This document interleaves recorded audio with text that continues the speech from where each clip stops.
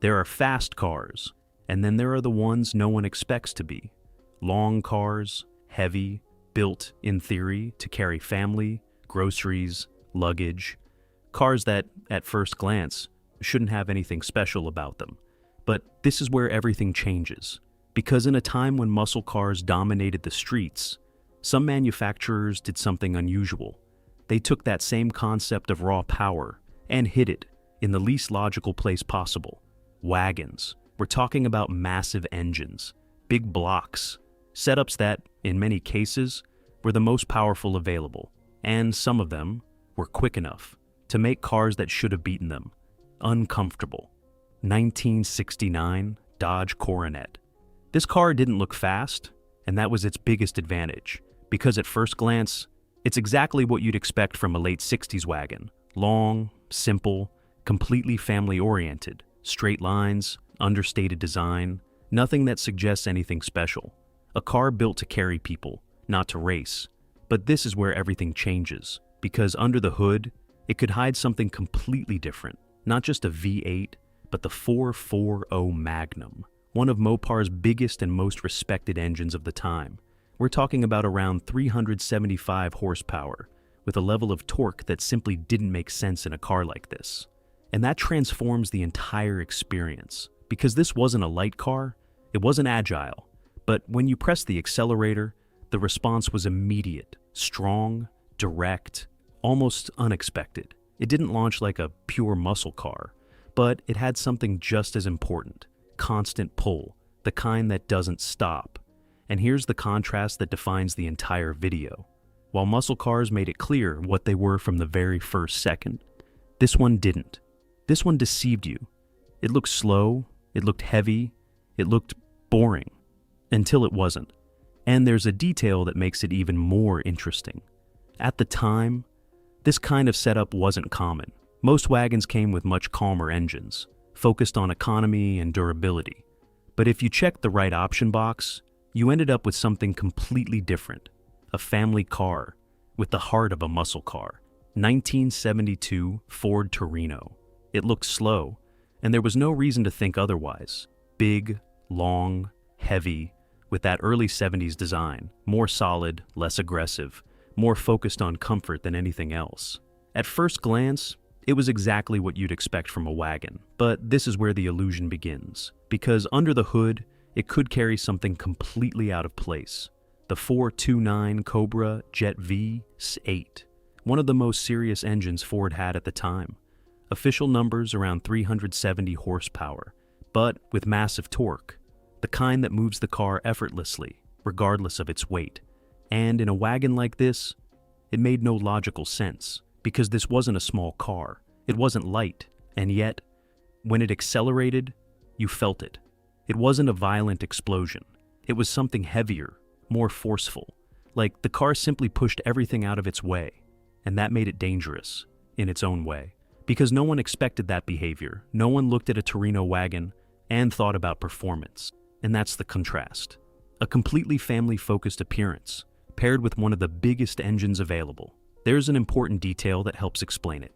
In the early 70s, it was still possible to equip large cars with truly serious engines before regulations began to completely reshape the industry, and cars like this are proof of that moment. Because shortly after, this would no longer be normal, and when you look at its value today, that's reflected.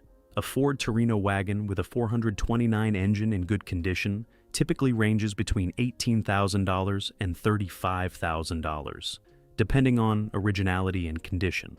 1970 Chevrolet Chevelle. This car didn't look dangerous, but it was. Because when you see a Chevelle wagon, the last thing you expect is a 454 under the hood. It looks clean, family-oriented, even elegant in its simplicity. Nothing exaggerated, nothing aggressive, but that is exactly what makes it work. Because Chevrolet allowed something unusual at the time. You didn't just get a Chevelle wagon, you could get it with the biggest engine available. The 454 LS5, around 360 horsepower officially, but with brutal torque, the kind you don't need to rev high to feel. You just touch the throttle, and the car responds, strong, heavy, forceful. And that completely changes the perception, because this is no longer just a family car. It's a muscle car in disguise. And here's what makes it interesting. Most people who bought these cars didn't choose this configuration. They went for smaller engines, more logical for everyday use. But the few who checked that option ended up with something completely different. A car that, in a straight line, could surprise a lot of people. And here comes the perfect contrast for the video. While a Chevelle SS made it clear what it was from the first second, this one didn't. This one looked calm until it wasn't. And that makes it even more interesting today. Because when you look at its current value, that duality starts to show. A Chevelle Concours Wagon 4 5.4 in good condition typically ranges between $25,000 and $55,000, with well-documented or restored examples going even higher. It's not the most expensive, but it's one of the most interesting, because it doesn't try to be anything more, and still ends up being much more than it seems. And now I want to hear from you. Out of everything we've seen so far, which one would surprise you the most on the street? The raw brutality of the Coronet, or this Chevelle that hides everything behind a much cleaner look? Let me know in the comments. 1970 to 1972 Plymouth Sport Suburban. This car looked huge and nothing more. Because when you see it, the first thing that comes to mind isn't speed.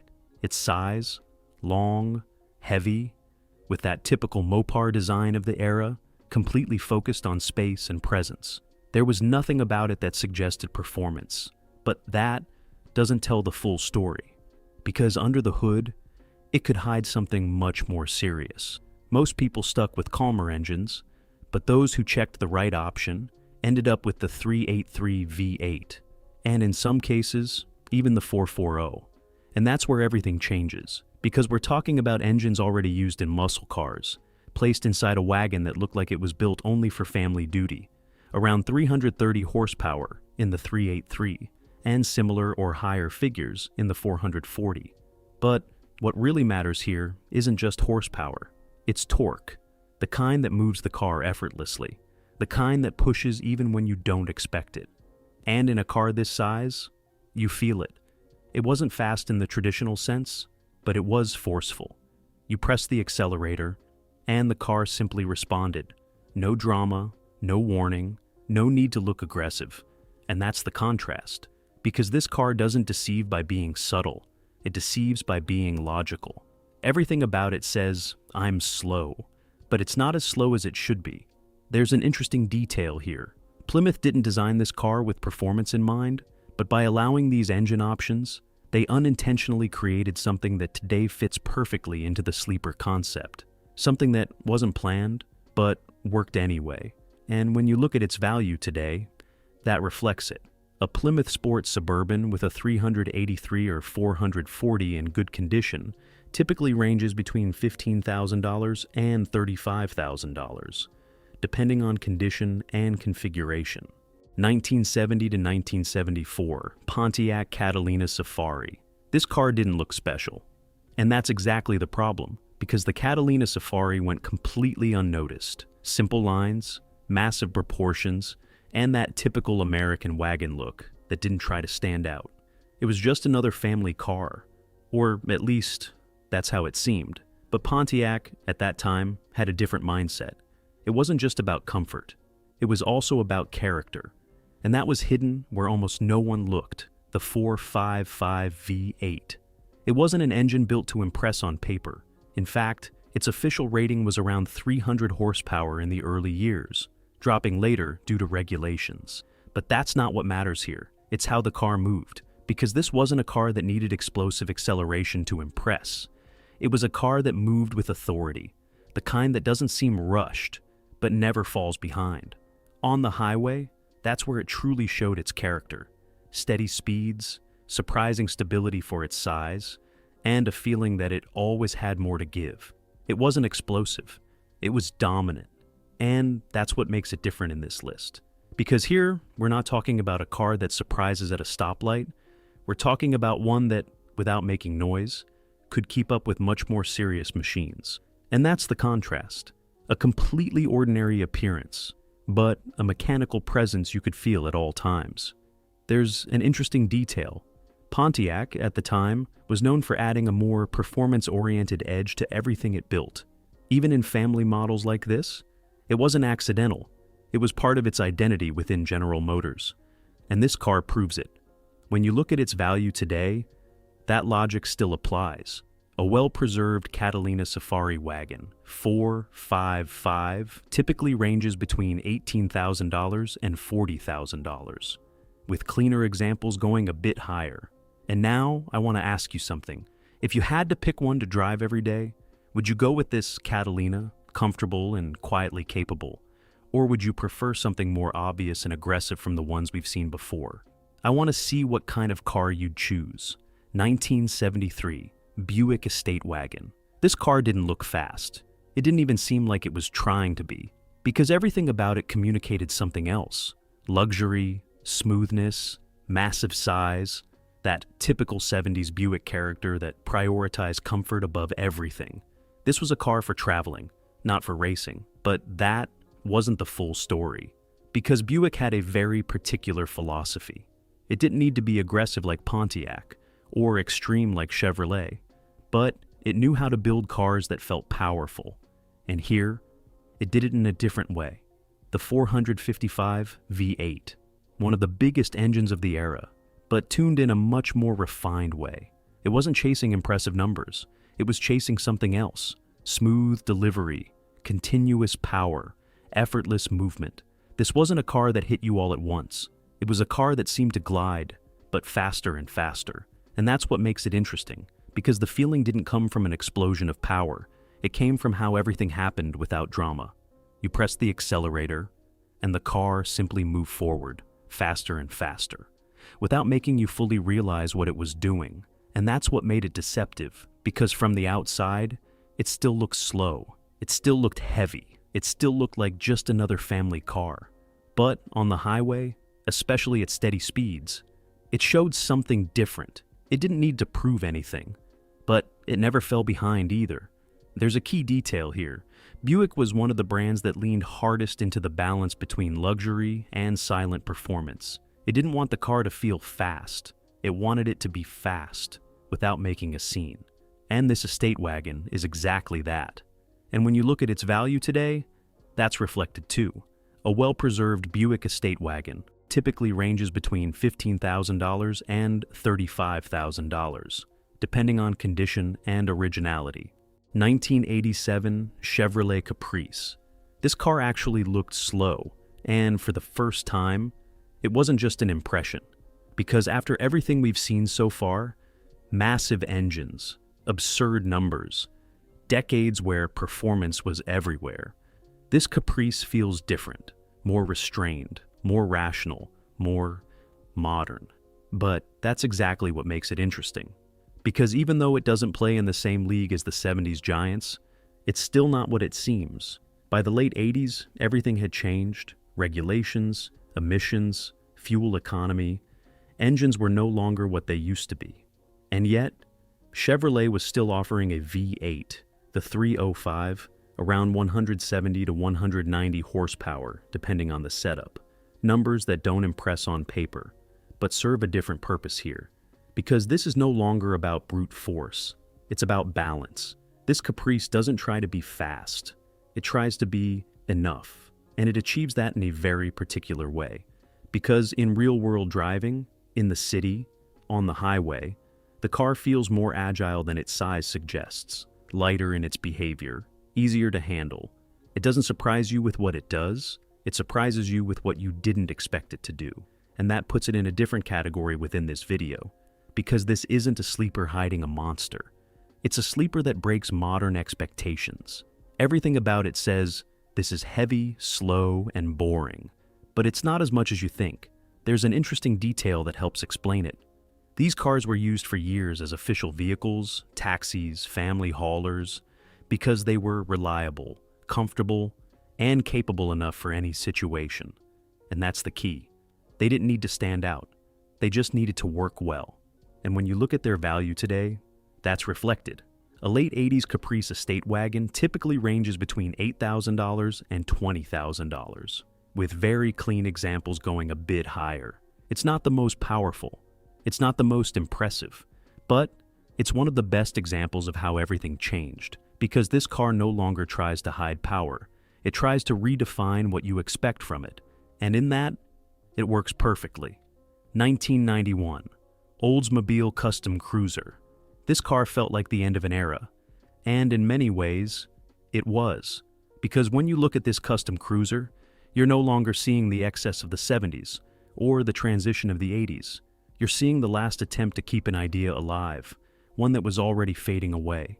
A massive wagon, comfortable, built for families, but still with something under the hood. The 307 V8. It wasn't an impressive engine, and it didn't try to be. Around 140 to 170 horsepower, depending on the setup. Numbers that no longer competed with anything we've seen before. But that's not the point here, because this car doesn't rely on immediate surprise. It relies on contradiction. Everything about it feels disconnected from performance. Soft steering, soft suspension, total focus on comfort. And yet, it's not a dead car. It moves better than its size suggests. It responds with more ease than it looks capable of. And most importantly, it still carries that feeling of there's something left. It's not brute force. It's not raw speed. It's a kind of mechanical inertia that refuses to disappear. And that's what makes it interesting here, because this is no longer a sleeper that surprises with power. It's one that surprises by still existing the way it does. There's an important detail. Full-size wagons like this quickly lost space in the market, as minivans and SUVs took over, offering the same purpose in a more practical way. And this custom cruiser is part of that final chapter. And when you look at its value today, you can feel that. A well-preserved example typically ranges between $7,000 and $18,000, depending on condition. 1994 Chevrolet Caprice LT1. Unlike the previous ones, there's no mechanical ambiguity here, no interpretation, no more than it seems. This is very clear, an LT1, derived directly from the Corvette. And that changes everything. Because when you look at this Caprice, you still see a big, heavy, fully family-oriented wagon, that 90s design focused on comfort and space. Nothing about it screams performance. But under the hood, this is no ordinary V8, 5.7 liters, around 260 horsepower, and more importantly, a much more modern response, more direct, faster, more real, because this car no longer relies on feeling. It relies on what it actually does. 0 to 60 miles per hour in roughly 7 seconds. And that, in a wagon this size, shouldn't happen. And this is where the concept of the video becomes crystal clear. Because this car doesn't deceive with smoothness, it doesn't deceive with perception, it deceives with context. Because no one expects a 90s wagon to keep up with serious performance cars. But this one can, and that's no coincidence. The same drivetrain was used in police sedans. For exactly that reason. Speed, durability, real capability. And this wagon shares that DNA. It is, quite literally, a family car with the soul of an interceptor. And that's the perfect contrast to close everything, because it all started with cars that hid their performance. And it ends with one that doesn't hide it as much, yet is still underestimated. And when you look at its value today, that's reflected as well. A well-preserved Caprice Wagon LT1 typically ranges between $12,000 and $30,000, with cleaner or modified examples going higher. It's not the rarest, but it's one of the most complete, because this car doesn't look fast. But this time, it actually is. And in the end, it all comes down to one thing. Cars that no one takes seriously, but at the most unexpected moment, completely change the story. Some did it with brute force, others with deceptive smoothness, and others simply by breaking everything you expected from them. And now, I want to hear from you. Out of everything you've seen in this video, which one surprised you the most? Which one would you never expect to be like this? Let me know in the comments. And if you like these kinds of cars, the ones that look like one thing, but are something completely different, you need to watch this video. Here are the most beautiful wagons of the 1960s. Because if these surprised you for what they hide, those will surprise you for something entirely different. I'll see you in the next video.